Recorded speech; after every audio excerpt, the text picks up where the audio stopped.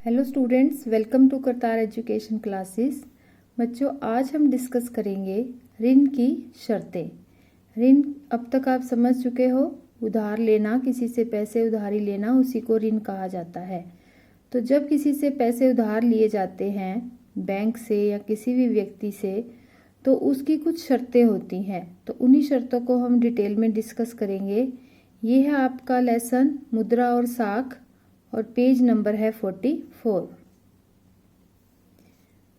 ऋण समझौते में ब्याज दर निश्चित कर दी जाती है। ब्याज क्या होता है? जब किसी से पैसे उधारे लिए जाते हैं तो जब उसको पैसे वापस करता है कर्जदार, तो बदले में कुछ एक्स्ट्रा पैसे, एक्स्ट्रा रुपए उस जो उधारदाता है जिसने पैसे उधारे दिए हैं उसको देने होते हैं। तो वो उसी को ब्याज कहते हैं। तो ये जो ब्याज है इसकी दर फिक्स कर दी जाती है कि एक साल में कितने प्रतिशत उसको पैसे देने हैं ब्याज के रूप में। तो मूल जो रुपये होते हैं, जो पैसे उसने उधारे लिए, उसके साथ एक्स्ट्रा ये ब्याज दर जो है उसके अनुसार पैसे भी वापस करने होते हैं। तो ब्याज दर जो है वो निश्चित कर दी जाती है। कर्जदार जो है वो महाजन को मूल रकम के साथ इनको अदा करता है।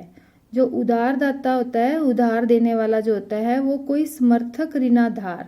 समर्थक ऋणाधार किसे कहते हैं? जैसे कोई वस्तु गिरवी रखती हैं कि हम कोई वस्तु दे देंगे एक तरह से गारंटी के रूप में कि आप हमारी ये वस्तु या हमारी चीज़, वो क्या हो सकती है, हमारा घर हो सकता है, घर के कागज़, हमारी ज़मीन के कागज़, या हमारी गाड़ी, या फिर पशु, या फिर गहने।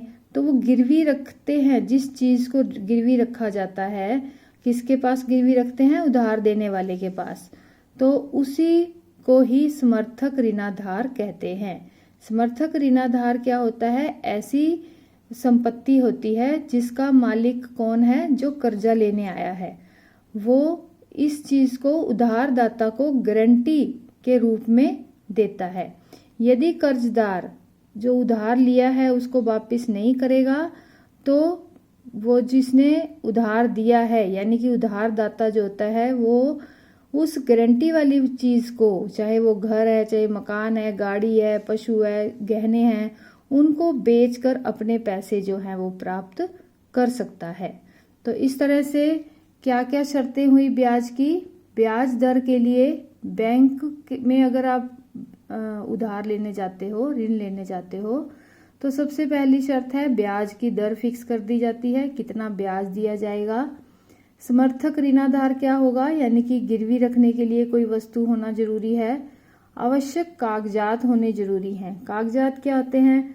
मान लो एक जमीन को गिरवी रख दिया या गहने गिरवी रख दिए, तो ये आवश्यक कागजात होने चाहिए कि वो उसका मालिक है। किसी और की ही जमीन, किसी और की गाड़ी को गिरवी नहीं रख सकते। जो व्यक्ति पैसे उधार लेने जा रहा है, जो कर्जदाता है, कर्जदार है, वह उस चीज़ का मालिक है। उसके लिए आवश्यक कागजात होने जरूरी है।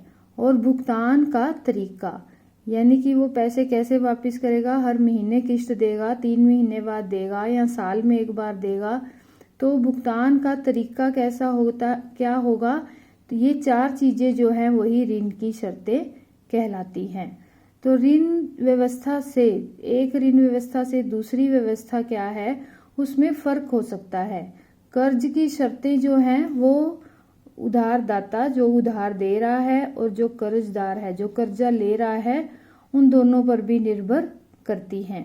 इसके साथ ही आप ये अच्छे से इस उदाहरण से समझ सकते हो, जैसे कि होम लोन के बारे में ये उदाहरण है। मेघा जो है वो घर खरीदने के लिए बैंक से 5 लाख रुपए का लोन लेती है, ऋण लेती है।